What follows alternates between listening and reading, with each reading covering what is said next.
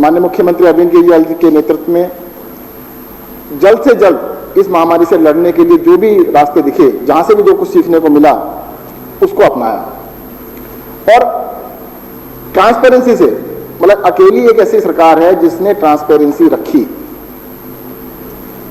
दिल्ली के अंदर हमने पहली बारी होम आइसोलेशन स्टार्ट किया, जिसके लिए सभी को पता है कि केंद्र सरकार ने तो कैंसिल भी कर दिए थे ऑर्डर, और उसके लिए रेजिस्टेंस भी हुआ। और दुनिया में पहली एक ऐसी सरकार थी जिसने होम आइसोलेशन स्टार्ट की। उससे पहले क्या कहते थे, एक एग्जांपल बताता हूं मैं आपको। दिल्ली में हमारे अस्पतालों में 1500 पेशेंट थे और पॉजिटिव सिर्फ 300 थे, 1200 पेशेंट सस्पेक्ट थे।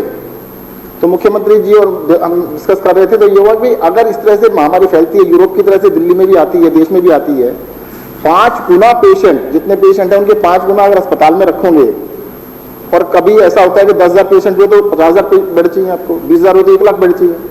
तो होम आइसोलेशन के बारे में डॉक्टर्स के साथ डिस्कशन करके, एक्सपर्ट से डिस्कशन करके पॉलिसी बनाई गई।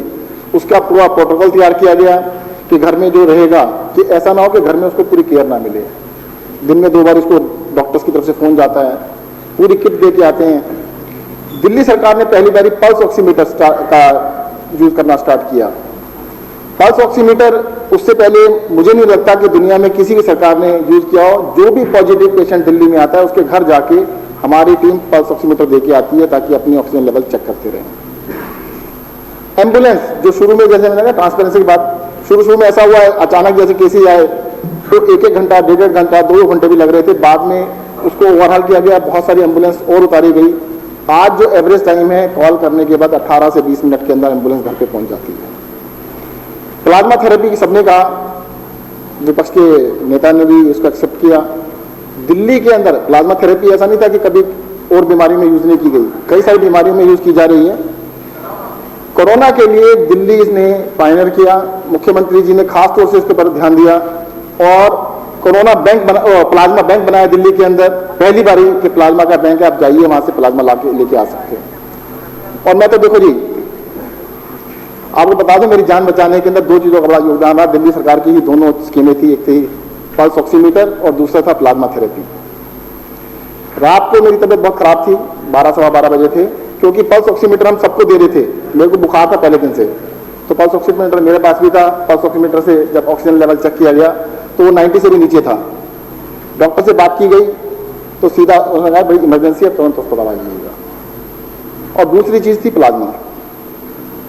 मैं बीच में बता दूं, अभी हमारे माननीय सदस्य ने कहा कि आपने दिल्ली सरकार के अस्पताल को छोड़ के प्राइवेट अस्पताल में क्यों गए। मैं प्राइवेट अस्पताल में नहीं गया था।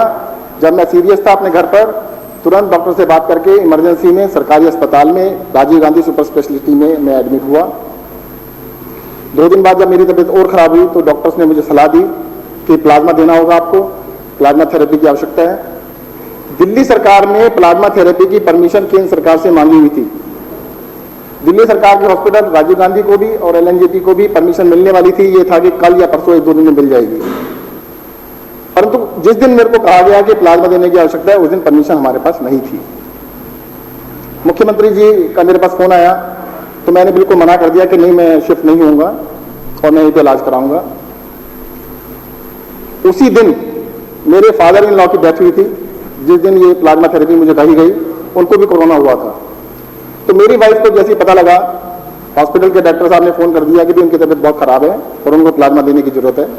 तो मेरी वाइफ ने मुख्यमंत्री जी को फोन किया और देखो, जब उन्होंने कहा कि हमारे अस्पताल में अलाउड ही नहीं है, अभी तक परमिशन मिली नहीं और क्या गारंटी कल मिल जाएगी, सरकारी काम है और केंद्र सरकार ने परमिशन कल नहीं दी तो उसको 4 दिन लगा दी।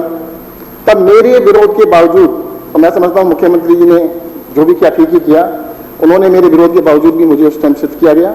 और उसका कारण यही था कि उस दिन हमें परमिशन नहीं मिली। तो मैं आपको बता देता हूं, वो परमिशन अगले दिन मिली नहीं, उस परमिशन को मिलने में 5 दिन लगे। तो ये 2 चीजें हैं, ये मैं आपको क्लियर कर देता हूं। और आज मैं कहना चाहता हूं, भरे सदन में कहना चाहता हूं, दिल्ली सरकार के अस्पतालों में जो इलाज किया जा रहा है किसी भी प्राइवेट अस्पताल से किसी भी तरीके से कम नहीं है। दिल्ली के अंदर जिस टाइम लोग सो के नहीं उठते हैं, उस टाइम मुख्यमंत्री जी का और मेरा डिस्कशन किस बात पे हो रहा होता है कि कल की डेथ बताइएगा और डेथ का कारण बताइएगा, डेथ किस वजह से हुई है, उसकी उम्र बताइएगा, अच्छा क्या बीमारी क्या क्या थी, अच्छा बीपी ज्यादा था, कम था, उसको दवाई ठीक से मिली थी नहीं मिली थी, प्लाज्मा थेरेपी हुई, जरूरत थी या नहीं थी, उसके बाद एक एक डेथ के ऊपर डिस्कशन करके जो डेथ रेट जून के महीने में दिल्ली में 4% से ऊपर था, आज वो डेथ रेट 0.68% है। अगर बाढ़ में एक डेथ होती है, मुख्यमंत्री जी ने पूरी टीम बनाई, हमने 5 टीमें बनाई डॉक्टर्स की, एक एक अस्पताल में गए, प्राइवेट अस्पतालों में भी गए, सब अस्पतालों में गए, उनके साथ बैठ के डिस्कस किया कि बताओ जी आपके प्रोटोकॉल में क्या फर्क है। क्योंकि अब दिल्ली के डॉक्टरों ने अपने प्रोटोकॉल को फ्रीज कर लिया है कि कोरोना के अंदर कैसे इलाज करना है। तो सबके साथ डिस्कस करके एक एक चीज को डिस्कस करके हमने किया। तभी तो अगर इतना अच्छा नहीं होता तो पूरे देश के मरीज को दिल्ली आ रहे होते। आज विपक्ष के सदस्य कह रहे हैं कि यूपी में तो केस नहीं है। भाई यूपी में केस नहीं तो इलाज कराने दिल्ली कहां से आ रहे हैं?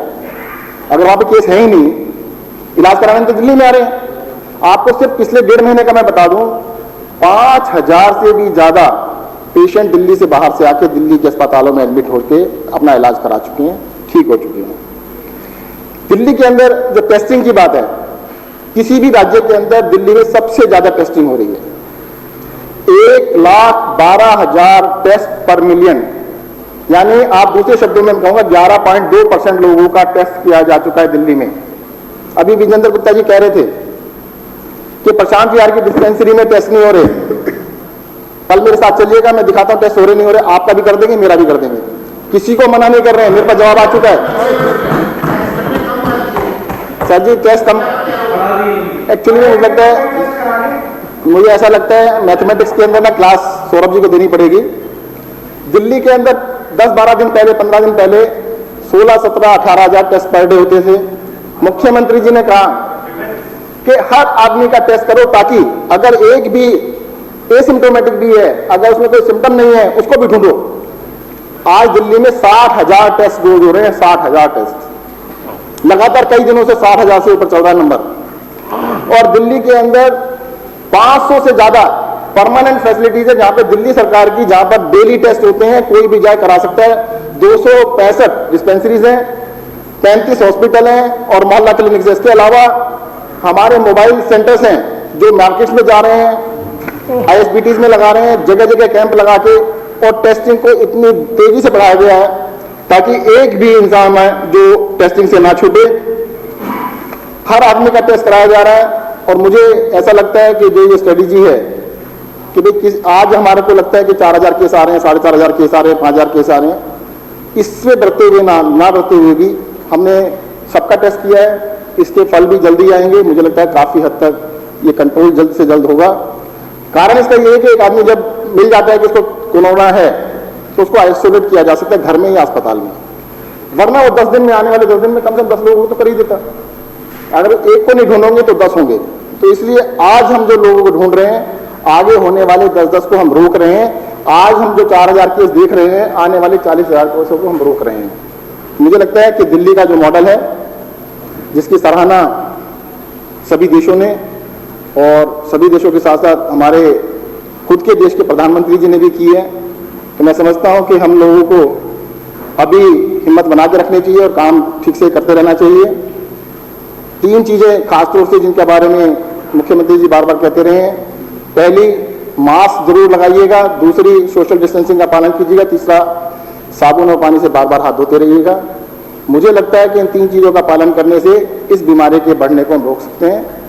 साथ ही साथ अभी कोई कह रहे थे कि स्वास्थ्य मंत्री ने कहा कि ये कोरोना बीमारी 2 साल तक रहने वाली है।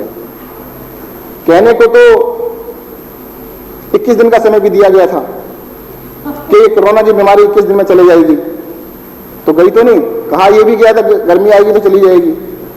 गर्मी भी आई, गर्मी चली भी गई, ये कोरोना बीमारी नहीं गई। मेरा ये कहना है कि जो साइंटिस्ट कह रहे हैं, क्योंकि हमारे पास एक्सपीरियंस एक ही है, वो 1918 का है। 1918 में जब स्पेनिश फ्लू आया था, उसको पूरी तरह जाने में लगभग 2 साल लगे थे।